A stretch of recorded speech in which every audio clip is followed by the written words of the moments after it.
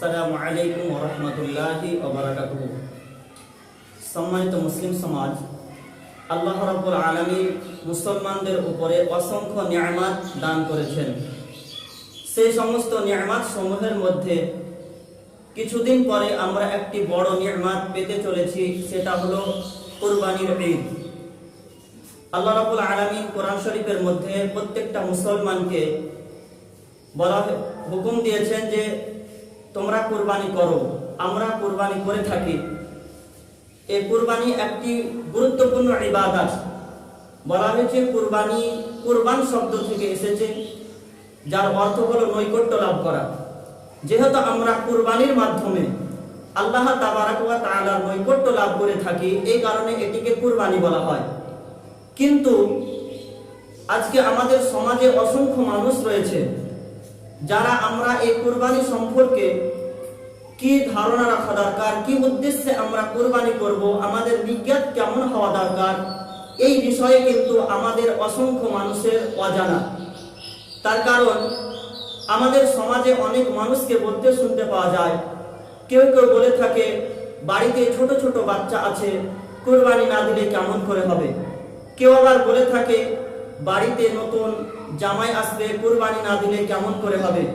আবার কেউ বলে আমার অসংখ্য টাকা রয়েছে, যদি কুরবানি না দেয় লোকে কি বলবে। তো আমাদেরকে জানতে হবে এই সমস্ত উদ্দেশ্যে, এই সমস্ত নিয়তে যদি আমরা কুরবানি করি তো আমাদের কুরবানি আল্লাহর নিকটে গ্রহণযোগ্য হবে কিনা। আমাদের কুরবানি করব তো আমরা কি উদ্দেশ্যে কুরবানি করব, নিয়ত কেমন হওয়া দরকার। তা শুন এই প্রসঙ্গে আমরা কোরআন শরীফ থেকে আয়াতে কারিমা শ্রবণ করি। আল্লাহ রাব্বুল আলামিন সূরাতুল আনআম আয়াত নাম্বার 162 এর মধ্যে বলেন, কুল ইন্না সলাতি ওয়া নুসুকি ওয়া মাহইয়ায়া ওয়া মামাতি লিল্লাহি রাব্বিল আলামিন। অর্থাৎ আল্লাহ রাব্বুল আলামিন নিজের হাবিব সাল্লাল্লাহু আলাইহি সাল্লামকে বলেন, কুল হে হাবিব আপনি বলুন, ইন্না সলাতি নিশ্চয় আমার নামাজ, ওয়া নুসুকি আমার কুরবানি, ওয়া মাহইয়ায়া ওয়া মামাতি লিল্লাহি রাব্বিল আলামিন আমার জীবন আমার মরণ সমগ্র জগতের সৃষ্টিকর্তা আল্লাহ রাব্বুল আলামিনের জন্য। ব্রাদার ইসলাম, এই আয়াতে কারিমায় আল্লাহ রাব্বুল আলামিন কি শিক্ষা দিলেন? যে শিক্ষা দিলেন যে হাবিব আপনার নামাজ হোক, আপনার কুরবানি হোক, অর্থাৎ যে কোনো আমল সেটা যেন একমাত্র আল্লাহ রাব্বুল আলামিনের জন্য হয়।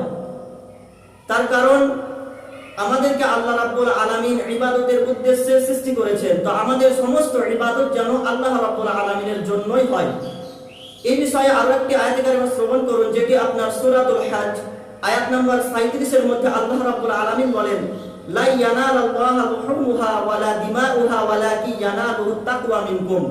অর্থাৎ আল্লাহ রাব্বুল আলামিন বলেন, লা ইয়ানালাল্লাহু লুহুমুহা নিশ্চয় আল্লাহর নিকটে কখনোই তোমাদের গোশত পৌঁছাবে না, ওয়ালা দিমাউহা তোমাদের রক্ত পৌঁছাবে না, ওয়ালাকি ইয়ানালুহুত তাকওয়া মিনকুম কিন্তু তোমাদের কাছ থেকে তোমাদের যে তাকওয়া, তোমাদের যে পরহেজগারিতা, এটাই আল্লাহর নিকটে পৌঁছাবে। ব্রাদার ইসলাম, এই আয়াতে কারিমা থেকে আমরা কি বুঝতে পারলাম? যে আমরা যে কুরবানি করে থাকি, এই কুরবানির গোশত, এই কুরবানির রক্ত কিন্তু আল্লাহর নিকটে পৌঁছাবে না।